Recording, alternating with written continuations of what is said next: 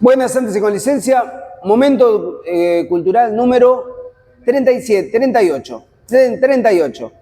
Bueno, hoy vamos a hablar, mañana es 17 de agosto, conmemoramos la inmortalidad del general Don José de San Martín, entonces vamos a hablar de San Martín. Hay muchos próceres en la historia, esa es la realidad. Ahora, ¿por qué un prócer? ¿Qué diferencia tiene un prócer vendría a ser con un héroe, diríamos, un héroe de la historia, ¿no? ¿Cuál sería la diferencia que uno ve? Y que hizo cosas desinteresadamente. Y el cambio que generó es un cambio histórico. Porque después, por ejemplo, tenemos próceres que no son próceres y son personas que caminaron por la historia, pero no hicieron ningún cambio. La historia siguió igual. El que hizo un cambio es el que pasa a estar en el panteón de los próceres. Nosotros aquí tenemos Belgrano, San Martín, ¿cuál otro podrían nombrar? Güemes, Sarmiento, Mitre, también podemos nombrar a Mitre. No, porque ¿quién más? Roca. Son próceres que hicieron cambios. Ahora, tenemos otros que no los vamos a nombrar para no entrar pero que no hicieron un cambio en la historia argentina. Y a veces se les da más crédito del que merecen, o a veces ni siquiera crédito. Porque ser un buen soldado y haber servido a la patria no quiere decir eso. Si no logró ningún cambio, no es que haya hecho algo. Por ejemplo, vamos a poner uno que yo considero uno de los mejores soldados que hubo, Lavalle. Lavalle es uno de los mejores soldados que tuvo la Argentina, o la historia argentina. Estuvo del lado de los unitarios. Ahora, ¿merece pasar como un prócer? ¿Hizo un cambio? Mató a Dorrego. Gracias a eso, que uno puede verlo como un error, todo, bueno, pero eso no fue el hecho. Fue el hecho que él... murió Dorrego. Claro, bueno, murió Dorrego y eso hizo que Hacienda Rosas, todo. Ahora, ese no es el hecho que él desencadenó. No es el hecho por el que él pasa la historia. Él pasa la historia porque fue el enemigo de brazo armado en contra de Rosas. Urquiza pasa la historia porque fue podríamos decir que traicionó a Rosas, entró con esos brasileros. Ahora, a la vez, en sus provincias hicieron cosas memorables. Uno va al Palacio de San José y es una maravilla el Palacio de San José de Urquiza. Bueno, por eso, cada cosa en su lugar. Ahora, volvamos a San Martín. San Martín, ¿qué logra? Logra la independencia de Argentina, Chile y Perú. Y en todo eso tenemos un montón de datos que lo que vamos a hablar hoy, para no contar la historia de San Martín, que la encuentran en cualquier lado, vamos a ir a mitos, verdades y curiosidades del general Don José de San Martín. Entonces, San Martín, ¿cuándo nace? En 1778. Esto era recientemente el virreinato de Río de la Plata. Llega el padre, Diego de San Martín, de España, se afinca en Yapeyú, conoce a Gregoria Matorras y tiene un pequeño retoño llamado José Francisco. Ese es lo que nosotros conocemos como la historia. Hay otras historias que cuentan, que no quiere decir que yo suscribo a ella, pero sí la podemos contar. Rosa Guarú era una indiecita de la zona. Y estaba después... era la criada... Usa el micrófono, muchacho. Era la criada de la casa de los San Martín. La criada de la casa de los San Martín. Bueno, Rosa Guarú. Y a esa casa, ¿quién la frecuentaba? Alvear. ¿Qué Alvear? Carlos era el hijo, ¿no? Don Diego de Alvear, ¿no? Don Diego de Alvear frecuentaba esa casa. Don Diego de Alvear vio con buenos ojos a Rosa Guarú. Le gustaban las chinitas. Entonces, bueno, tuvo un approach y nació un pequeño retoño. Se dice que el retoño ese era le puso José Francisco de San Martín. Y era San Martín. Esa es la historia que se cuenta. A San Martín le decían de mulato, le decían un montón de cosas a San Martín. Hasta los 10 años lo crió Rosa Guarú. Eso hasta también que se fue para un Buenos hecho Aires. Que es, hasta los 10 años Buenos Aires no se va para España. No, primero pasan por Buenos Aires. Y después de ahí se va para España. Y están un tiempito ahí. Y alguna historia que se cuenta que no se sabe, pues uno empieza a buscar en internet y ve un montón de cosas. Lee libros y hay información. Y lo que sí San Martín no dejó mucho son muchas cartas. O sea, hay mucha información en San Martín porque él escribía mucho y mandaba mucha correspondencia. era como el WhatsApp de hoy en día, él era un WhatsAppero tremendo. Bueno, hay mucha información en San Martín. El micrófono al muchacho, micrófono al joven. Si quieren acceder a las cartas de San Martín, está en el Archivo General de la Nación, se pueden solicitar. Uno saca turno y es una caja entera, todas con sus cartas. Se puede. Y cualquier ciudadano, cualquier ciudadano. Me imagino que te van a preguntar para qué las querés ver, porque no es algo que tenga que manosearse demasiado, pero están los originales. Y otra cosa, sumando un punto a lo de que capaz era mestizo, en la biblioteca del Círculo Militar hay un cuadro de San Martín que es una copia de un cuadro que se hizo en Inglaterra, que en teoría es el más fiel a San Martín y tiene la tez un poco más oscura que la imagen que tenemos nosotros de San Martín. Porque lo pintaron en verano y estaba grande ya. Uno con los años se va oscureciendo la piel. Es la más antigua que existe. Sí, igual hay una litografía de San Martín, de cuando es viejo. años. Y se le nota la cara. El ejército español. De cadete le hicieron un lágrimo, tipo cuando era... Joven, usted es el que estudia cine, sabe que se tiene que usar micrófono. Bueno, entonces, un detalle que es el que se cuenta es que una mujer aborigen, indiana más no aborigen, cuando en 1860, pregunta por el general San Martín y dicen que era la madre y tenía un relicario con un mechón de pelo de él. Y y ella es la que se dice que era la madre. Hay gente que dice que no, gente que dice sí. Es un hecho que la verdad no va a cambiar absolutamente nada. Sí, cambia. Porque San Martín era mestizo. ¿Y qué cambia? Pero los hechos que él realizó a lo largo de la historia los hizo igual, nació de donde nació. Pero hay una... Perdón, definir a alguien por su color de piel es discriminación. Él hizo lo que hizo independientemente de su color de piel. Yo soy afroamericano, más allá de... No te doy más el micrófono, Doc. Hacia lo mestizo, por eso la historia mitrista anula esa posibilidad o tapa, y en los retratos de San Martín lo hacen blanquito, por ese odio hacia la barbarie. Mitre también dijo el caballo blanco de San Martín, entonces es lo mismo, tampoco. Y Rosa no existía, era el tirano Rosa, o sea, no nos vamos a guiar por lo que dice Mitre. Bien.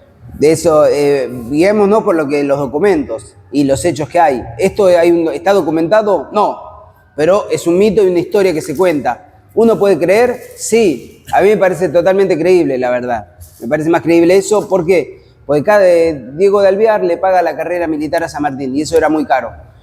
Y es el que le paga en España la carrera militar. Y después está con Carlos de Alvear durante el resto durante un transcurso largo de su vida, y la nieta de Diego de Alvear en sus cartas lo nombra a San Martín como un tío. Esos son los datos que uno dice que hoy contamos, de ahí viene. Y bueno, pero podría haber sido padrino de San Martín, ¿no? O sea, no necesariamente tiene que tener un vínculo sanguíneo. se diría padrino, no le diría... No sé, es un mito. No, pero padrino vos lo tiraste, no le decía padrino. No, podría ser un padrino. Refutamos tu afirmación. ¿Cuál es la fuente de esto? De los deseos, fuente de los deseos. Porque yo te digo, yo estuve en Mendoza hace una semana y en ningún lado, en todas partes donde van, no mencionan esto en ningún lugar, ni en los museos. No dejes cercar a... Ni en los museos, ni la gente, nadie menciona esto. ¿De dónde es? ¿Cuál es la fuente de esto? ¿Dónde lo puedes escuchar? En Esgrima Criolla. Wiki Jorge, Wikiprima. No, la historia es muy conocida, la de Rosa Guarú. Ahí va, ahora vamos a ir... Y yo cuando estudiaba historia me la contaron en historia, en la universidad. ¿En cuál? La de La Plata, Universidad de La Plata. No me lo contaron como un hecho, no como parte de la historia. Uno tiene que saber los mitos. ¿Fue antes o después del 2000? No tiene tampoco ninguna rareza ni desmerece todos los hechos grandes que hizo. De hecho, los agranda si uno tuviera que decir. Pero también pone en perspectiva la situación de San Martín, de si fuera el caso, él tuvo que irse a vivir a España lejos de su madre, lo arrancaron de los brazos de su madre y tuvo que ocultar su raíz. Pero no, arrancaron, él se fue por propia voluntad. El odio hacia el Imperio Español. ¿Rivadavia era blanquito? Rivadavia, no, Bernardino Rivadavia, era blanquito. Y últimamente medias amarillas las hojas. Rivadavia estaba más cerca de Mike Tyson que de Brad Pitt. Bueno, y era un prócer y fue aceptado por la sociedad. O sea, no, justamente en el territorio argentino la discriminación no existió. No había discriminación No racial. había discriminación, los esclavos no eran como esclavos en el resto del mundo.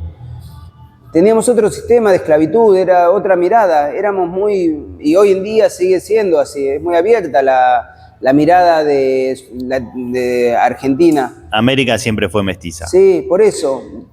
Avancemos, porque si no nos quedamos con este hecho y bueno, el joven San Martín, que si quieren decimos era hijo de Don Francisco y de Gregorio Matorras, viaja a España cuando es chiquitito.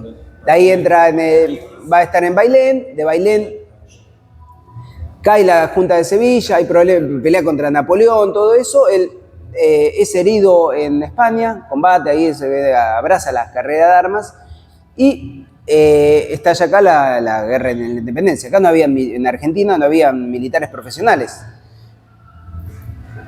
San Martín, uno diría, ¿por qué abandona todo, una carrera promisoria como militar en España? Pues España no estaba muy bien, esa es la realidad. Venía de que Napoleón se apoderó de España, tuvo Pepe Botella, fue un desastre estaba España. O sea, no era decir, uy, me voy a quedar en España, pues no tenía un futuro promisorio. Muchos militares se fueron. Es así que él se va a Inglaterra, pasa un año, ahí se codea con Miranda, que era un emancipador, con Bolívar, con varios futuros líderes y libertadores, y en la fragata Canning vienen a América. Adquiere un Shamshir, el sable que lo va a acompañar el Corvo, que es muy común, era el sable de moda de los militares en esa época, y una pistola muy linda. Un detalle que tiene pintoresco es que el caño se desenrosca, y bueno, y diferentes artilugios. Bueno, y él era masón. Ser masón era como ser del Rotary, era un club de élite, no es lo que uno se imagina, no era una secta diabólica. Bueno, y como él a la vez crea una logia que se va a llamar Logia Lautaro. Lautaro en honor a Leftraru, que era un aborigen araucano que son los únicos que consiguieron la independencia de España en un territorio en América. Por eso es que le pone nombre de Logia Lautaro. ¿Le alcanzas el micrófono?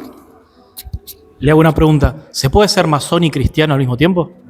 Sí. ¿No? Sí, para ser masón uno La iglesia tiene lo que- condena.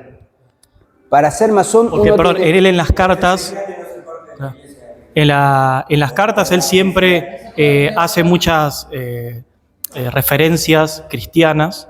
Entonces, a mí lo que me llama la atención es, si era tan cristiano, ¿por qué sería masón? Uno es masón, uno es cristiano, ¿no? Yo creo en Dios y cumplo todos mis ritos y sacramentos católicos, ¿no? ¿Soy cristiano? Sí. Ahora, de repente me ingreso en la masonería.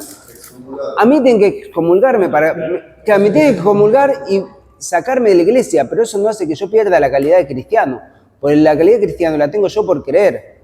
Que la iglesia no cree. Les digo una falta de respeto que se hizo con nuestro prócer Máximo. San Martín, cuando traen los restos repatriados, lo entierran en la Catedral Metropolitana, pero no lo entierran bajo suelo sagrado, está fuera del suelo sagrado.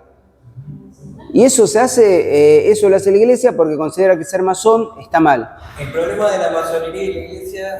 No tenés micrófono. El problema de la masonería y la iglesia viene justamente de que los masones originalmente eran quienes construían las catedrales usando conocimientos que estaban resguardados por las masones. Es un tema mucho más simple y teológico. No quisieron revelar. No, es un tema mucho más simple y teológico. La masonería adhiere al relativismo y la Iglesia Católica, el catolicismo no es relativista. O sea, Dios es Dios, no es mi Dios, es tu Dios. No, hay un solo Dios. No existe eso de, bueno, Dios me conviene, tu Dios y mi Dios nos respetamos. No, hay un solo Dios. Entonces, como la masonería es relativista y todo está bien, la masonería acepta al Dios de los católicos, al Buda, al no sé qué, entonces no puede ser lo mismo. Porque sé que en esa época estaban estas logias que eran proto-masónicas. Es decir, que eran similares a los masones, pero capaz la logia Lautaro no tendría nada que ver. Claro. La logia del autor es una logia operativa, en realidad, ¿sí?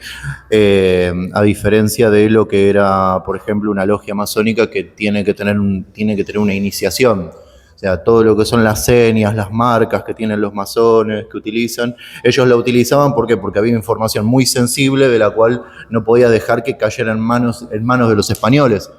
Sí, hay un detalle para que vean que San Martín era masón. Cuando San Martín, Pero, perdón, ¿hay algún documento donde él diga yo soy masón? ahí cuento el detalle Ok. que esto está en una carta de San Martín. San Martín dice que cuando a él le piden que él finaliza la independencia de Chile, él iba a ir para Perú y ahí le dicen que regrese. Cuando a él le dicen que regrese, él dice que no va a regresar y se manda solo. Cuando él termina la campaña libertadora, él no tiene apoyo de nadie, nadie le da una ayuda. De hecho, él termina bastante mal. ¿Y eso por qué? Y él en una carta que le manda a O'Higgins le dice que todas las logias le dieron la espalda por la decisión que él tomó. ¿Por qué? Porque todos los líderes que le decían que él vuelva para Buenos Aires eran de las logias y eran mestres. Y ahí es donde Pero ahí no, eso que dijiste vos no significa que sea masón. Dijo que varias logias le dieron la espalda. ¿Por qué pero porque yo te considero un par. A él lo consideran un par, los traicionó. Porque a él no le dieron la orden que vuelva como subordinado, sino como parte de la logia, para un fin más grande. Porque querían que se una la guerra de los unitarios y los federales. Claro. Y él vuelve solo, vuelve para el lado de Argentina, por los Andes, vuelve vestido de gaucho. Primero, vuelve de incógnito para que no lo encuentren. Y segundo, en homenaje al pueblo, que fue el único que lo apoyó y que no estuvo en su contra, como pasó ahí, que todos los de la élite se le dieron vuelta y le dijeron, si no estás con nosotros, estás en nuestra contra. Claro, San Martín terminó bastante pobre para los logros que él tuvo, que no tener pasado. Y eso es parte, pues le dieron vuelta la cara las logias. Ahora, ¿se puede comprobar? No, porque no hay un registro claro que diga a qué orden perteneció y todo eso. Es por los decires de él. Registros de que alcanza. Pero todo lo que se sacrificaron la vida terminaron con la pobreza. Sí. Tan pobre no terminó, vivió en Boulogne-sur-Mer, o sea, para la época tenía una buena vida, Él era, de algún lado recibía claro, dinero. San Martín, cuando terminó en Boulogne-sur-Mer, él era como una especie de educador de una familia de unos chicos. Eso es lo que él hacía. Era de una biblioteca porque quería tener libros. Sí, y él trabajaba para una familia y lo que se dedicaba era a educar unos jovencitos. O sea, no es que terminó en su mansión con sus dos dobos. ¿Pero educaba a qué cosa? Porque ¿Cómo? ¿Educaba a qué cosa? A unos jovencitos, a unos chicos. Como tutor Una de familia, qué? había una familia que le dio como el trabajo, en agradecimiento, lo conocían de siempre. Y le pagaban por ser como el asesor de los chicos, de la familia. Un tutor, si no me salía la palabra. Bueno, lo de masones, pasémoslo. Hay última nota. Hay registros de los masones que son públicos que muestran cuándo alcanza el grado de maestro masón en la logia de Cádiz, que el gran maestre de la logia de Cádiz era justamente el gobernador de Cádiz, que también era el general. ¿Él logra el cargo de maestre en Cádiz? Sí, ¿A vos te alcanza el grado parece? de maestro Yo lo que digo es masón en esto, que Cádiz. me parece que eso lo había oído. Y la primera logia que inaugura en Londres. Yo muchas veces descreo de esas cosas porque para las logias masonas es como un crédito, es decir, este fue masón, este fue masón, este fue masón. A mí me parece que era muy joven para que él sea gran maestre en Cádiz. Cuando él se fue no era todavía el general San Martín que es hoy en día. Indicamos lo que es 33 años. El grado masónico del oficio. ¿Sí? Sí. Porque, por ejemplo, tenés el oficio que puede ser el primer vigilante, segundo vigilante, tercer guardián, venerable, supremo, gran comendador, y después tenemos depende de los diferentes ritos, depende el grado, porque puede ser un venerable gran maestro, pero no necesariamente tener el grado más alto, puede ser a lo mejor un grado 18 dentro del rito abierto y escocés y antiguo, o no. ¿Sí? Depende, una cosa es el oficio y otra cosa es el grado. Bueno, entonces, ahí quedó claro bastantes puntos. O claro, no quedó nada claro. Era masón, San Martín. Trajimos más mitos, En mi más opinión, mitos de los no que sé si teníamos. era masón. Lo que sí, él hizo la logia Lautaro, era muy de hacerse logias en esa época. Hay pruebas que sea masón y algunos dicen que sí. Yo la verdad, para mí lo que él hizo es lo que le convino para él y para la patria. Eso es lo que pienso. Que ahora vamos a volver a ese punto. ¿Era agente inglés San Martín? No, pero para mí la logia Lautaro. Para mí la logia Lautaro tendría un claro manejo inglés. San Martín usó a los ingleses un montón, una barbaridad. Es re claro eso. ¿Cómo? Otra vez. San Martín usó a los ingleses y el plan continental que hizo era inglés. Él fue funcional a los ingleses hasta que les sirvió y después les cortó el chorro y siguió haciendo lo que él quería. Es así. Él estaba en contra, él estaba en contra en ese sentido con Francisco de Miranda. ¿Por qué? Porque Francisco de Miranda en realidad quería cambiar de bozal, es decir, cambiar el bozal español por el bozal inglés. Sí, en cambio, San Martín dice, nosotros queremos ser independientes, no queremos ser... Francisco de Miranda es re controvertido el individuo ese. Uno lee y se da cuenta que el tipo no fue trigo limpio como San Martín. De hecho, San Martín es el que agrega la parte de toda otra nación extranjera.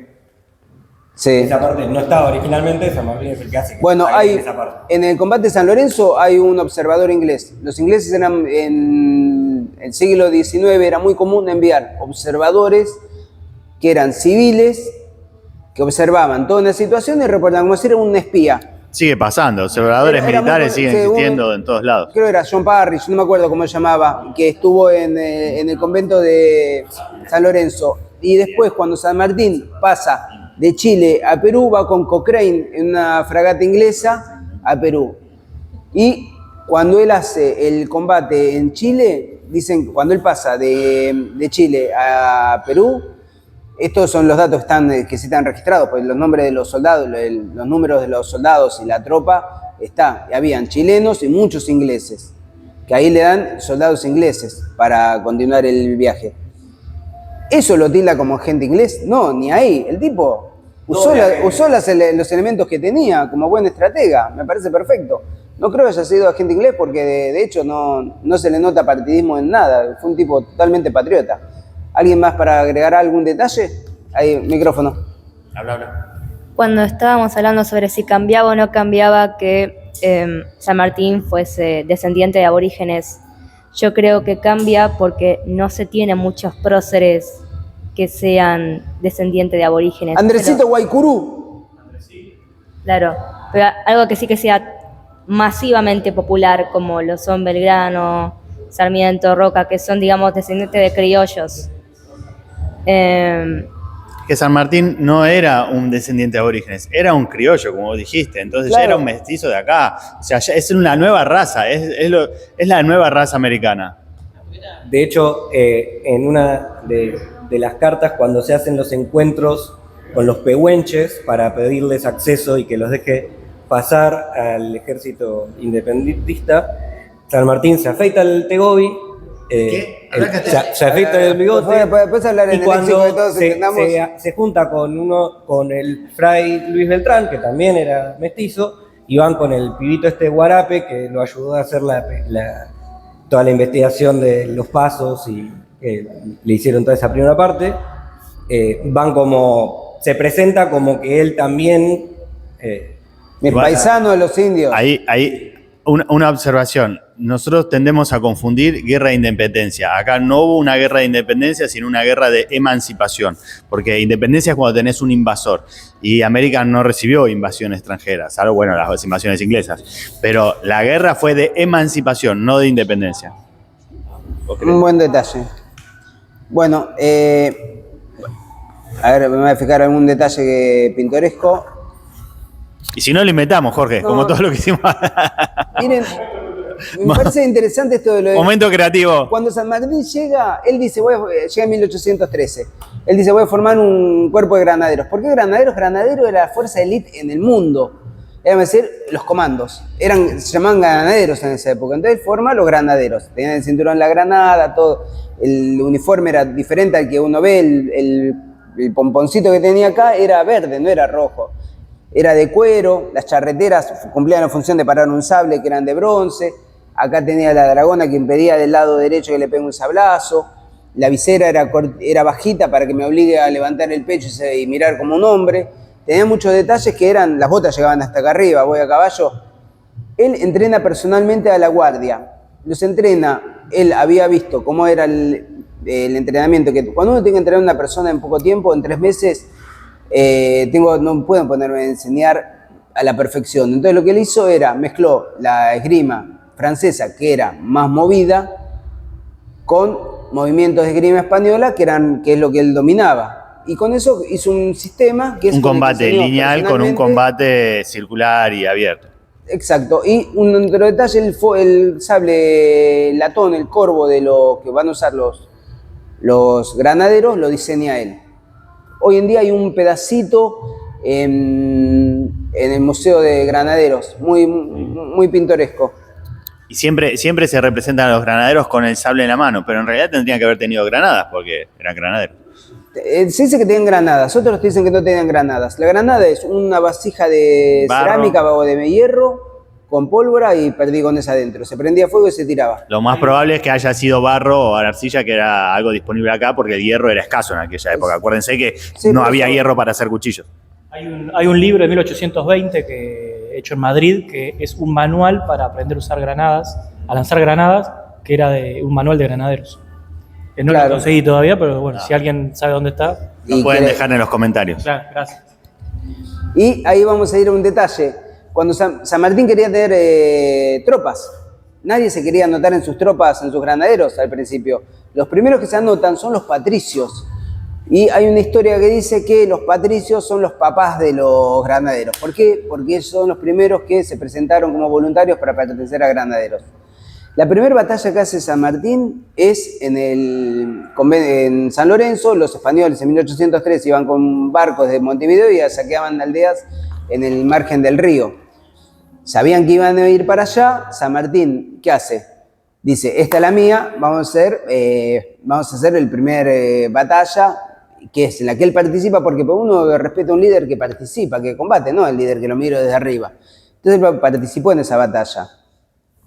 Duró nada. 15 minutos. Una observación para la gente que nos mira de otros lugares del mundo. ¿Qué son los patricios? Nacieron con la patria. Son una fuerza de élite argentina que nació. ¿Los patricios te referís a los civiles o a la fuerza de patricios? A ver, el compañero Pampa nos va a aclarar. En las invasiones inglesas. El primer nombre que tiene el regimiento Patricios es Cuerpo de Patricios y fue creado para la primera invasión inglesa en 1806. Volvieron a combatir en 1807 y, bueno, a lo largo de la historia han servido a la patria, defendiendo la patria, en ocasiones como, por ejemplo, la recuperación de las Islas Malvinas. Actualmente se encuentra activo y está acá en... Está absolutamente activo. Y está más patricio que nunca. Claro, nos honra tener ese cuerpo de soldados. Y también en la recuperación del Regimiento 3 de La Tablada, sí, también combatieron ahí. Y están activos en el día de hoy. Bueno, San Martín va con 125 granaderos, enfrenta a 250 soldados españoles. ¿Qué detalle tiene que uno dice, ¿por qué estoy en esa batalla? ¿Qué es lo que tiene que es la batalla perfecta? Acá corre el margen del río. Este es el convento de San Lorenzo. El camino venía así. San Martín avanza una formación de granaderos hacia acá. Cuando avanza, estos granaderos se repliegan hacia el costado. Lo que no sabían era que acá venía otra. Los rodean una maniobra de pinzas. Lo que tiene es que la hizo Jorge, perfecta. el terror del camarógrafo. Claro, hizo 250 soldados españoles contra 125 y ganaron los granaderos. ¿Esos soldados eran españoles o eran criollos también? El 80% de las fuerzas realistas eran criollos de acá. Sí. Había muy pocos españoles. Lo que nosotros llamamos españoles realistas eran criollos americanos como los del otro bando. Y mucha gente mandaba sus negros y había mucho indio, había mucho de todo. La mayoría del ejército de San Martín era gente negra o gente, aborígenes también, porque preferían morir libres antes que morir como negros. Es un dicho que se dice o que se decía. Igual eso no lo cambia la muerte, pero bueno. No, bueno. Por eso. Estamos en 30 minutos. Listo, vamos a hacer bueno, es la única batalla que peleó San Martín en territorio americano. Todas las demás batallas las peleó fuera de territorio argentino. Todas las demás batallas las peleó fuera de Argentina. Y un detalle de color, varios detalles de color ahí. Ya dijimos muchas cosas con la gente de color. Ahí estoy buscando. Merceditas es la hija de San Martín. Merceditas se casa con Mariano Balcarce. El padre de Mariano Balcarce, que no me acuerdo si era, ¿cómo se llamaba Mariano? El padre de Mariano. Yo tengo un dato de calor de Merceditas. Antonio Balcarce, que era el padre de Mariano Balcarce, cuando eran las invasiones inglesas, los ingleses toman prisionero a un grupo de gauchos, soldados, de todo. Se los llevan para Inglaterra. Cuando hay paz entre Inglaterra y España, los devuelven. Eso es en 1807. ¿A dónde los devuelven? A estos ciudadanos criollos de Argentina, a España. En España son aproximadamente unos 200 soldados, forman un regimiento que se llama Regimiento Buenos Aires. Ese regimiento va a pelear, en ese regimiento estaba Rondó, pelean en España durante varios años. Ahí estaba Rondó y estaba el padre de Balcarce. Así es como lo conoce San Martín. Balcarce tenía toda la torta. Esas personas van a volver algunos vuelven hasta con San Martín y otros van volviendo antes y se van incorporando a la guerra de la emancipación a Argentina, si querés le decimos. Tengo una pregunta. ¿Tiene algo que ver Balcarce con la torta Balcarce? Y el pueblo está en su honor. Yo tengo un dato de color de Merceditas. ¿Ustedes saben por qué San Martín hizo las máximas a su hija? Porque quería mucho a su hija. No. ¿Por qué? Error. Porque cuando muere su madre, Merceditas se quedó huérfana de su mamá muy chiquita, que tenía 1 año, 2 años cuando La madre muere en 1823. Entonces la cría su abuela y era una nena muy malcriada, la tenían en cuna de oro, digamos, y San Martín no estaba con ella. Cuando San Martín vuelve, Merceditas ya tenía como 11, 7, 8, 9 años. Enfócala. Y era sí, pues, muy malcriada. No, me ven en el espejo, chao. Entonces, cuando se encuentra con ella, San Martín era un hombre muy recto, muy disciplinado con todo, y se encuentra con una pibita re malcriada que no hacía caso a nada, dice, bueno, le voy a escribir las máximas para dejarle un régimen y de cosas que tiene que respetar y empezar a seguir. Por eso le escribe estas máximas y la manda a educarse a un convento, creo que la manda después, ¿no? Me parece. No me acuerdo. Bueno, esa parte no me acuerdo. Pero las máximas son por eso, no es porque la quería mucho, era porque, nena, empezó a portarte bien. Necesitaba ser corregida, las máximas, acá Muy bien. Estas son las máximas de Merceditas y nos despedimos con eso. Inspirarla en el amor a la verdad y odio a la mentira. Inspirar la gran confianza y amistad, pero uniendo el respeto. Estimular a Mercedes en la caridad de los pobres. Respeto sobre la propiedad ajena, acostumbrarla a guardar un secreto, inspirada sentimiento de respeto hacia todas las religiones. Eso para vos, que sos muy cristiano, pero no respetar las religiones de los Cinco demás. cachetazos y se terminaba se ahorraba tanta tinta. Dulzura con los criados pobres y viejos, que hable poco y lo preciso. En boca cerrada no entran moscas, diríamos. Acostumbrarla a estar formal en la mesa, amor al aseo y desprecio al lujo. Esto fue redactado en 1825, a 2 años de la muerte de... ¿Y la de respetar al marido? Esa nunca la ponen en los... No, porque...